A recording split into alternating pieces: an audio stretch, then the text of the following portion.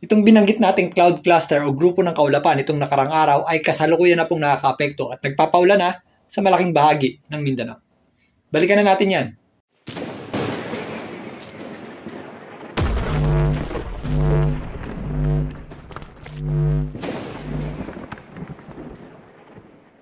Welcome po muli sa Philippine Weather Trivia. Again, para po sa mga bago sa channel na to. Ako nga para si Alvin Pura, isang meteorologist at ang inyong weather tito. Ito nga binanggit nating low pressure system nitong nakaraang araw ay kumilos na nga pakanluran at nakakaapekto na po sa malaking bahagi ng Mindanao. Kung papansinin nyo itong ating satellite image, ito pong mga kaulapan na bumabalot sa Mindanao ay epekto ng trough o extension nitong ating low pressure area na nasa labas naman ng ating Philippine area of responsibility. Dahil po dyan, asahan pa rin po natin ang maulap na panahon na may kasamang mga kalat-kalat na pagulan or thunderstorms dito po sa malaking bahagi ng Davao Region. Kasama na po dyan ang rehiyon ng Caraga. Posible rin po mga kalat-kalat na pagulan dito sa ilang bahagi ng Northern Mindanao at ilang bahagi ng Leyte. So may mga reports na nga tayo ng mga landslides dyan po sa ilang areas ng Mindanao, particularly dyan sa may Davao Region. Kaya mag-ingat pa rin po tayo sa mga posible pang flash floods at landslides dahil inaasahan natin na magpapatuloy pang mga pagulan sa mga susunod na araw dito po sa ilang areas ng Mindanao.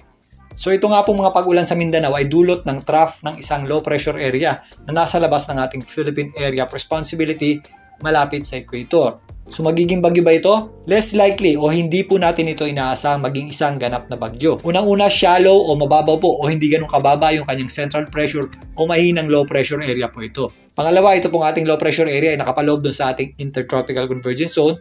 Ito po ay medyo malapit sa ating equator na kung saan mahina yung tinatawag nating Coriolis force. Ito po ay apparent force na nagbibigay ng tendency to spin o pag-ikot ng isang bagyo para mas gumanda yung kanyang sirkulasyon. Mahina po yan sa bandang equator. Ganun pa man, kailangan pa rin po natin mag-ingat dahil ito pong ating trough ng low pressure area kasama ng ating shear line ay patuloy po magdadala ng mga pagulan.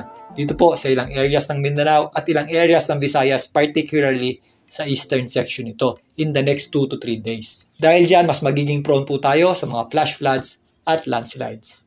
Samantalang patuloy tayong makakaranas ng malamig na panahon dahil sa ating amihan o northeast monsoon na siya pong nakakaapekto sa malaking bahagi ng Luzon at nag-i-extend pa yan sa malaking bahagi ng Visayas. Sa katunayan, bumagsak na sa 21 degrees Celsius yung ating temperatura dito sa Quezon City. Base yan sa automatic weather station dyan po sa may Pag-asa Science Garden. Bumagsak na din sa 15 degrees Celsius yung temperatura dyan po sa may La Trinidad, Benguet, base rin sa automatic weather station dyan.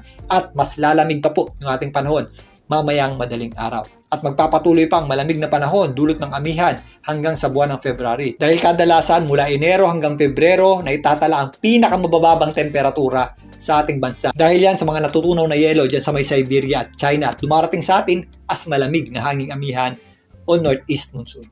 Mas talakayin natin yan sa susunod. Muli, ito po ang inyong weather tito para sa Philippine Weather Trivia.